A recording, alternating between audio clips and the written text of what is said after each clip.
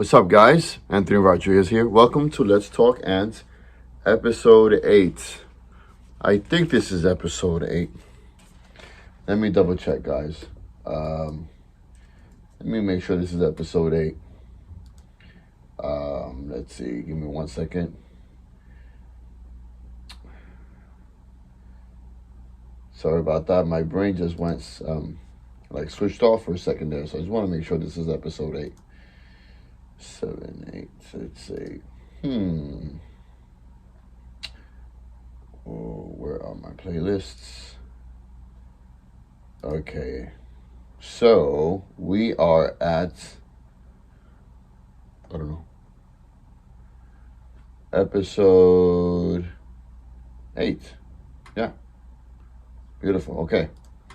So welcome to episode 8.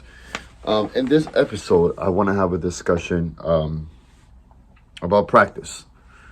And I wanted to share a tip that will hopefully help young musicians out there or already professional musicians how to keep the fire going when you're practicing. And so there has to be discipline and consistency and accountability, okay? So the first thing I want to talk about is formal practice. Now, formal practice is the type of practice where you're practicing scales, you're practicing your reading and also sight reading, which is two different things. I'll get to that in a second. And chord voicings, chord progressions. Now, the scales can go from, like say, for example, the handing classical exercise to the jazz handing. It can be any other classical fingering techniques that will help your fingers, to stay, at some level of shape. I know we can't invest 8 hours a day in practicing. It's impossible these days. However, adding 15 to 20 minutes of practice session, every session, will be great. And now, what can you do in these practice sessions? So if you have a full week of Monday through Friday or Monday through Sunday, you can divide these different practice sessions to keep the fire going. The formal practice helps you to, learn how to decode music or get a song, get the score chart, get the sheet music for the song. Whether it be an easy one or a difficult one, whatever song you like, just get it. And you try to read it, and then you learn it, okay? Learning it and sight reading is two different things.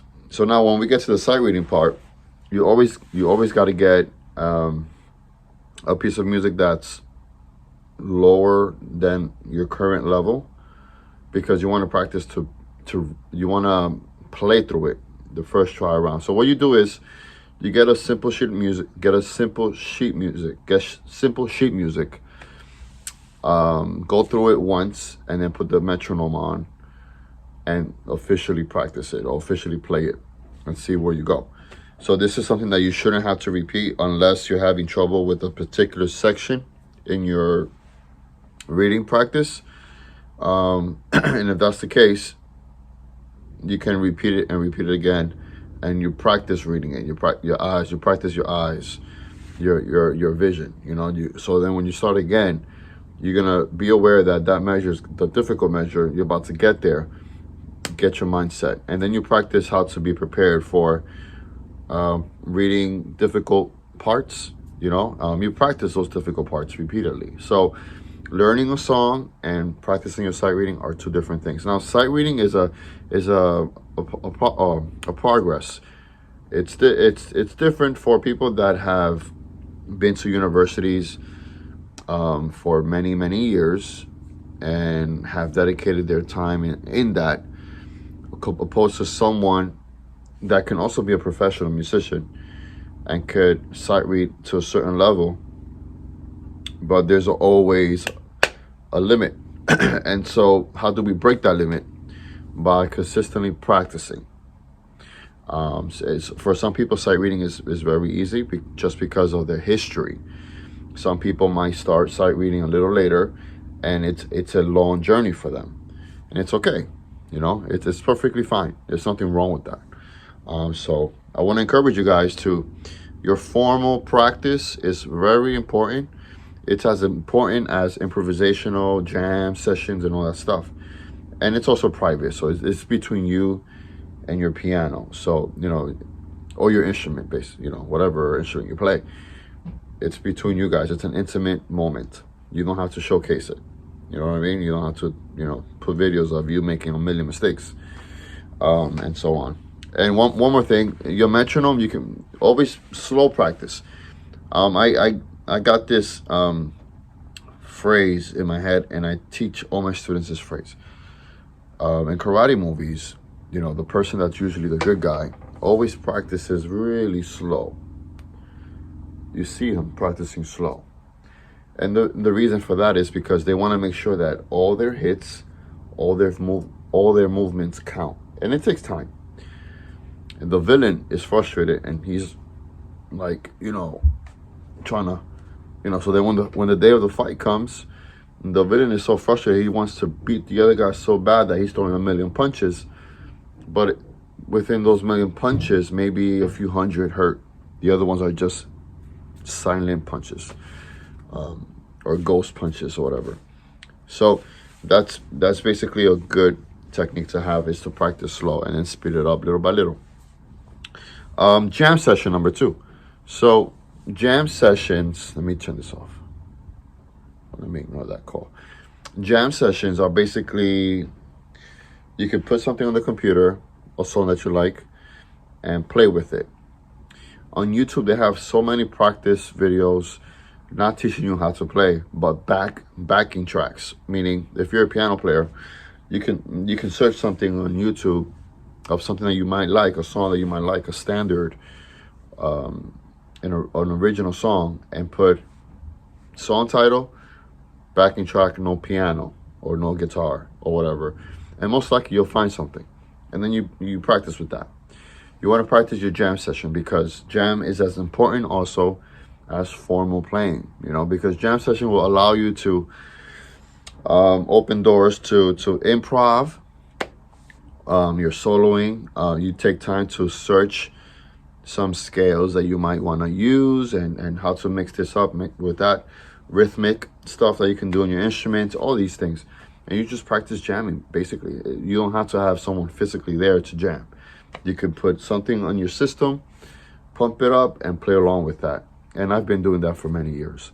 So that helps you to stay in shape musically, and to always be ready, just in case you go to a Sam Ash music store and it says, come in and play. Go in and play. You jam. Well, I mean, no one really goes to Sam Ash anymore. But yes, jam session. That can happen anywhere and anytime. Improvisation too, that goes with that. So practice your soloing. Practice call and response is one of the best things in music, because you're responding to what another player is doing, not imitating exactly what they're doing, but you're responding to their phrasing and all that stuff. So if someone goes bam ba doo da bam, you could go bam bam ba da da, for example. Percussion wise, if the drummer's doing a rhythm, ba da ba ba, you're playing your instrument, you can reply by doing the same rhythm hit or rhythm phrase, or do something different. Call and response.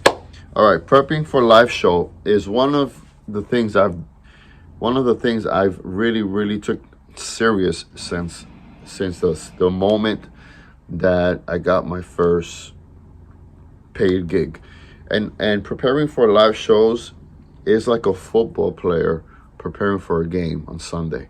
What do football players or sports athletes do when they're playing opposing teams? They study film. So basically what I do is, if I'm playing with an artist, for example, a known artist or a local artist or worship bands or whoever, mainly with recording artists, because they have, you know, concerts and all that stuff, I study their live band.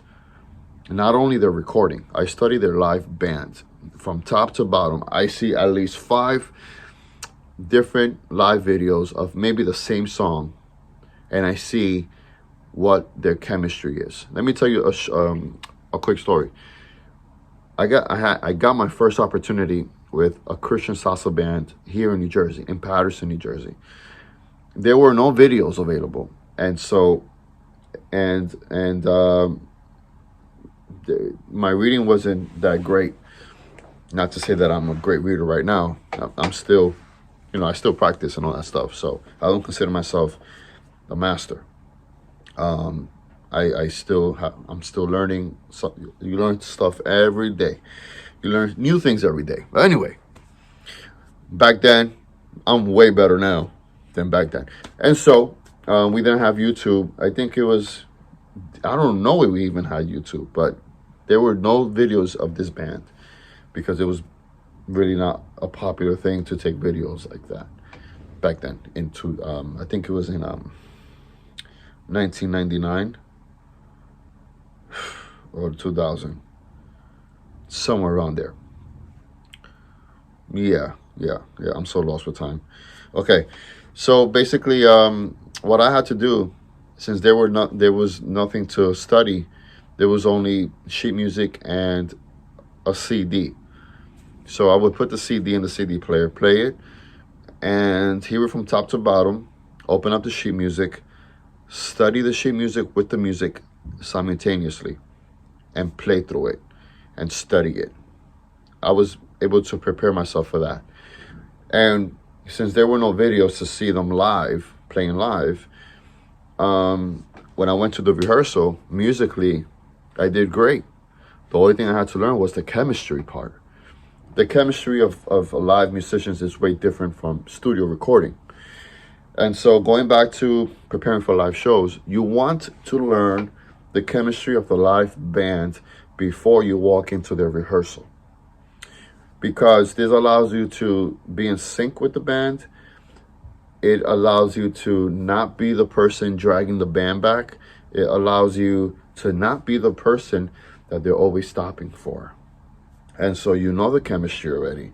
You go in there, you know their cues, you know their habits, you know when they're going to do certain stops in the body of the song. You know if in some songs they add in a solo that's not in the recording, but they do add it live, and it happens all the time. And this goes, this entails you to grab your instrument, put their live stuff there, and also practice it with the recording. So you're practicing with the live videos, you're also practicing with the recording. It's such a cool thing because it's like, wow, okay, you can really be yourself and really just kill it when you're practicing and you already have a live recording and you have the live video. You become unstoppable. Trust me, believe me, you become unstoppable. One of the cool techniques that I do, I don't know if people do this. So what I do is, I'm just gonna take my Steven Slate VSIs as an example with these. So what I do is,